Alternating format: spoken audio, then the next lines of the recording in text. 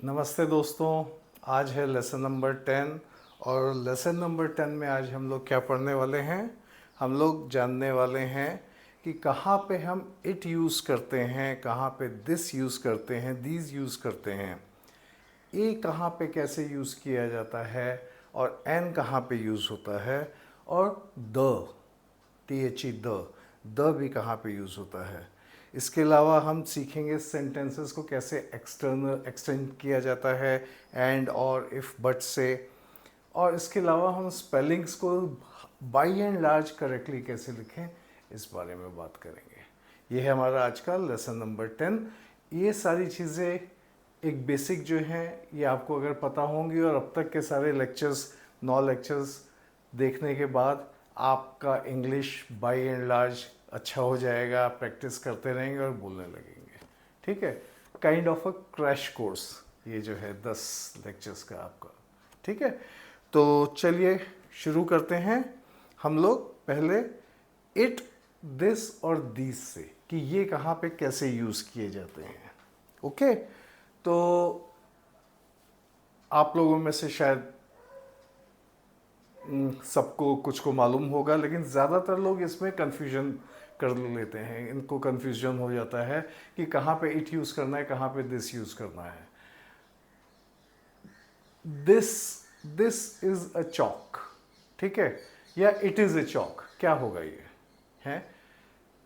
Okay, कुछ लोग लिख देंगे दिस इज़ अ चॉक। अगर आप बोल देते हैं, बोलने में ऐसा कुछ खास फर्क नहीं पड़ता, बट करेक्टली लिखने में ये फ़र्क पड़ता है, बोलने में भी फ़र्क पड़ता है।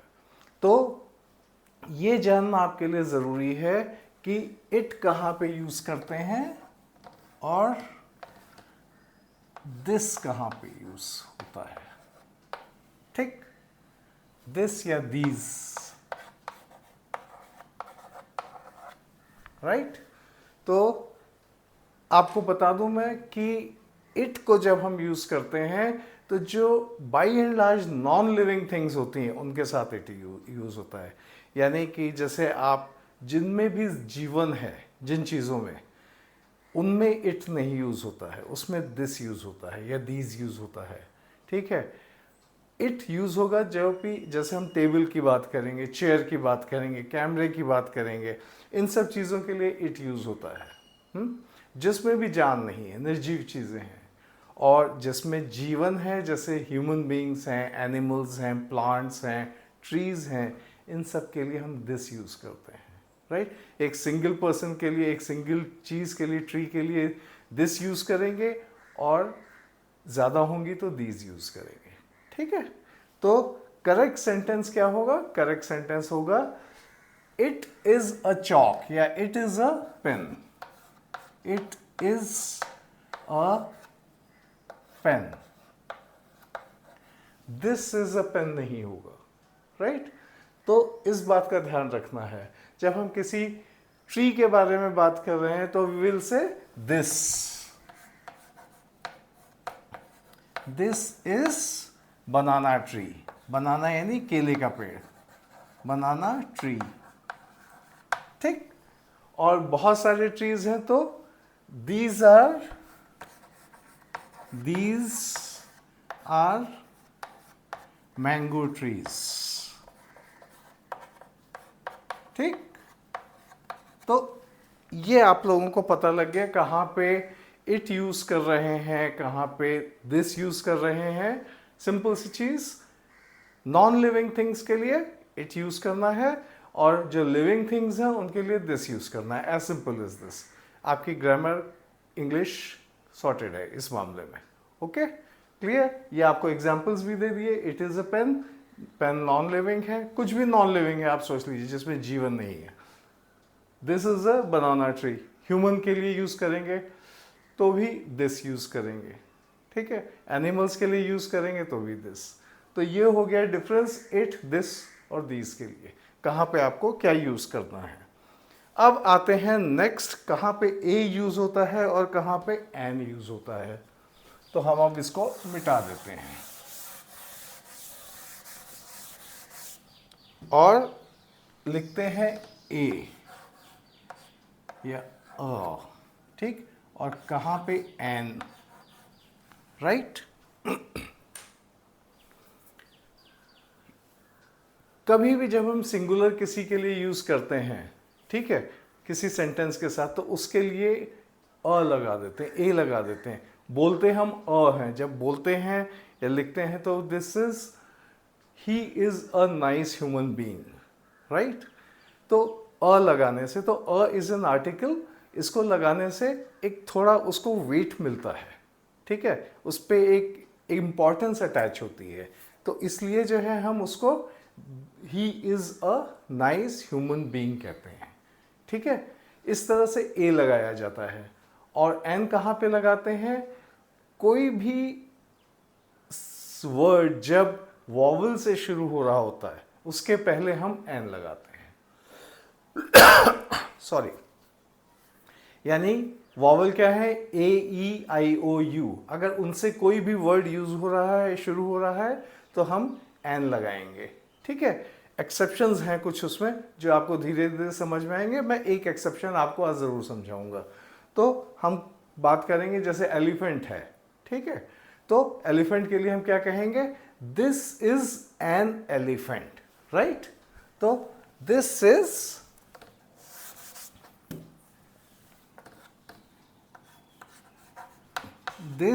इज एन एलिफेंट, क्योंकि ई आ रहा है, ई वॉवल है और वॉवल से पहले एन यूज होता है, ठीक है। तो ये आप ध्यान रखिए, कोई भी वॉवल से कब जब को वर्ड आ रहा है उससे पहले हम आपको अ लगाना है, सॉरी एन लगाना है, नॉट अ, ठीक है। तो वो सुनने में, लिखने में आसान लगता है, अच्छा लगता है, राइट। अब एक्सेप्शन क्या है? एक एक्सेप्शन का एग्जांपल देता हूं आपको कि कोई ऐसे कुछ वर्ड्स हैं, ठीक है, जो शुरू होते हैं कॉन्सोनेंट से, लेकिन उनका जो फर्स्ट लेटर होता है वो साइलेंट होता है बोलने में। For example hour, HOUR, hour यानी घंटा, ठीक है। तो hour, I will reach there at 8 hours, ठीक है, मैं 8 बजे वहां पहुंच जाऊंगा, ठीक है। ये हो गया आपका सेंटेंस। लेकिन हम क्या बोलेंगे टाइम के लिए? I will reach there at 8 hours, लेकिन यहां पे ए या एन नहीं यूज हो रहा है, ठीक है। तो हम कैसे, कहां यूज कर रहे हैं? हम 1 घंटे में सपोज परीक्षा शुरू होने वाली है, तो हम कहेंगे an hour, in an hours time the exam will start, ठीक है। 1 घंटे में, in an hours time, H silent है, तो in an hours time the examination will start, ठीक है। तो इस तरह से हम एन का शब्द बनाएंगे, एन यूज करेंगे, एन यूज कर रहे हैं हम आवर के साथ, जहां पे एच साइलेंट है। सो ओ का जो बोलने में आ रहा है प्रोनाउंसिएशन, एच साइलेंट है, आर आ रहा है, इसलिए हम इसको एन यूज कर रहे हैं, ठीक, ओके। तो अब आते हैं हम नेक्स्ट उस पे, और नेक्स्ट क्या है हमारा? द, ठीक है। तो द पे जब हम आते हैं, द कहां पे यूज होता है? द जो है, द को हम यूज करते हैं जब किसी चीज पे एम्फसाइज करना होता है, तो हम वहां पे द यूज करते हैं, ठीक है। जैसे बेस्ट, अजीब सा लगता है खाली कहें, किसी ने पूछा कैसा है, तो बेस्ट, तो कुछ आधा अधूरा सा लगता है, कंप्लीट सा नहीं लगता है। तो इस वजह से हम वहां पे दी बेस्ट यूज करेंगे। आप द भी कह सकते हैं, द बेस्ट, कुछ लोग दी बोलते हैं, दी बेस्ट, ठीक है। तो वहां पे हम यूज करेंगे the, so the best, right. तो अब ये हो गया हमारा द के बारे में एग्जाम्पल। अब आते हैं एक्सटेंशन ऑफ सेंटेंसेस, जब आपको सेंटेंस को बड़ा करना है। मैंने आपको क्या कहा है? मैंने कहा है कि आप हमेशा सेंटेंसेस छोटे छोटे बनाइए, ठीक है। तो सेंटेंसेस छोटे छोटे जब आप बना रहे हैं तो आपकी गलतियां कम होंगी, आप सीखेंगे ज़्यादा, ठीक। तो उसमें जो है आप छोटे सेंटेंस बनाइए, लेकिन उनको और बड़ा करने के लिए आप क्या वर्ड्स, कुछ वर्ड्स जो मैं बता रहा हूँ यूज़ कर सकते हैं, वो है एंड, जोड़ने के लिए उसे एंड, ठीक, और, इफ एंड बट, ठीक है। ये कुछ 3-4 शब्द मैं ले रहा हूं जिनको आप यूज कर सकते हैं सेंटेंसेस को बड़ा करने के लिए, ठीक है। अब एक आध एग्जाम्पल ले सकते हैं उसमें, राइट, कि जैसे हमने एग्जाम्पल लिया, okay I will come there tomorrow and then we will meet, ठीक, ओके, तो and then we will meet, and then we will meet, और फिर हम मिलेंगे, तो 2 सेंटेंसेस हो गए, एंड का यूज किया और उसे वो कर दिया, राइट। ऐसे ही और, आइदर ही विल कम और शी विल कम, ठीक है, कोई ब्रदर सिस्टर है, कोई कपल है, तो आइदर ही विल कम और शी विल कम, तो आइदर ही विल कम एक सेंटेंस हो गया, और दूसरा और he will she will come, ठीक है, तो और हो गया इससे है।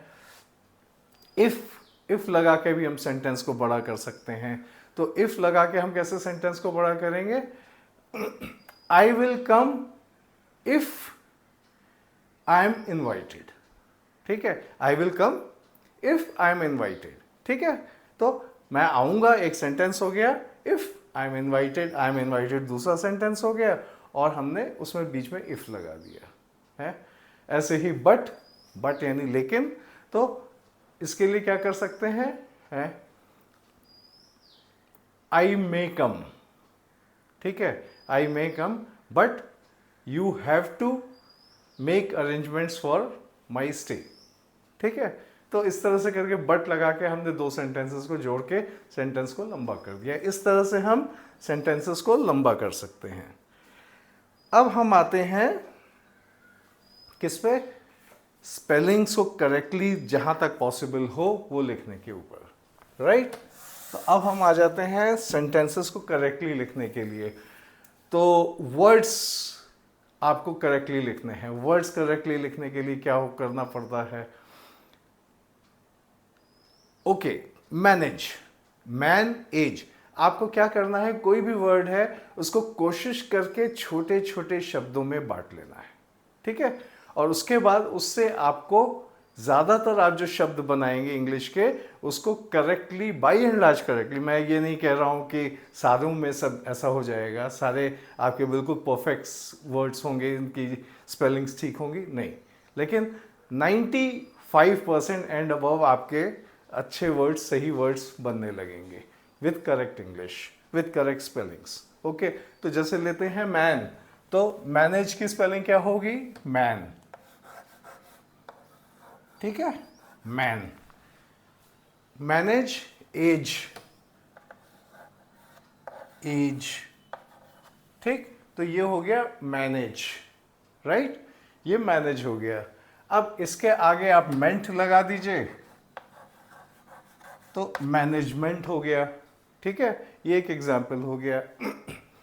इससे पहले मिस लगा दीजिए तो ये क्या हो गया, मिस मैनेजमेंट हो गया, ठीक है। ये मिस वो कुमारी वाला नहीं है, कुमारी मिस कृति और मिस कुछ भी किसी के नाम के पहले मिस लग जाता है, वो वाला नहीं है, यहाँ पे डबल एस नहीं है मिस में, यहाँ पे MIS है, मिस, तो वो मिस मैनेजमेंट हो गया, ठीक है। इस तरह से आप वर्ड्स को करेक्ट इंग्लिश लिखने में इस तरह से जब ब्रेक करेंगे तो आपको बहुत आसानी हो जाएगी। एंटरप्रेन्योर, एंटरप्रेन्योर क्या होता है, एंटरप्रेन्योर होता है ऐसे कोई व्यक्ति, मेल फीमेल कोई भी हो, जो रिस्क लेने की क्षमता रखता हो, वो भी कहाँ पे, फाइनेंशियल मैटर्स में, ठीक है। आप बिजनेस करने जा रहे हैं, आप कुछ प्रोफेशनली कुछ करने जा रहे हैं, तो उसमें जब आप रिस्क लेते हैं तो उस ऐसे किसी पर्सन को एंटरप्रेन्योर कहते हैं। एंटरप्रेन्योर वर्ड्स कहाँ से आया, एंटरप्राइज से आया है, लेकिन स्पेलिंग में थोड़ा सा फर्क है, तो हम एंटर, ठीक है, एंटर प्रीन्योर, प्रीन्योर, NEUR। अब ये मैंने इसलिए लिखा है कि एंटरप्रेन्योर, इसमें थोड़ी सी स्पेलिंग में गलती है, माइनर, बट सीखने के हिसाब से चलता है, इसलिए आपने अगर ये लिख दिया तो ऐसी कोई बड़ी बात नहीं है, लेकिन धीरे धीरे जितना आप लिखेंगे, प्रैक्टिस करेंगे, आपको समझ में आने लगेगा। इसमें गलती क्या है, इसको लिखा जाएगा ऐसे, एंटर, NANENTRE PRENEUR, एंटरप्रेन्योर। ठीक है, तो इस तरह से आप जो है वर्ड्स लेके उनको ब्रेक कीजिए 2 parts, 3 parts, 4 parts, even 5 parts में, और उसको आप बाई एंड लार्ज करेक्टली सही वोकैबुलरी के साथ उनको लिख सकते हैं। कुछ डिफरेंसेस क्या है यहाँ पे लेते हैं हम, जैसे प्रिंसिपल। प्रिंसिपल की स्पेलिंग क्या होती है? प्री सी पल पाल। प्रिंसिपल प्राचार्य, प्राचार्य यानी प्रिंसिपल। प्रिंसिपल की स्पेलिंग तो आपने 3 पार्ट्स में बांटा, प्री सी प्रिन, सॉरी मैं एन मिस कर गया हूं, प्रिंसिपल, प्रिंसिपल।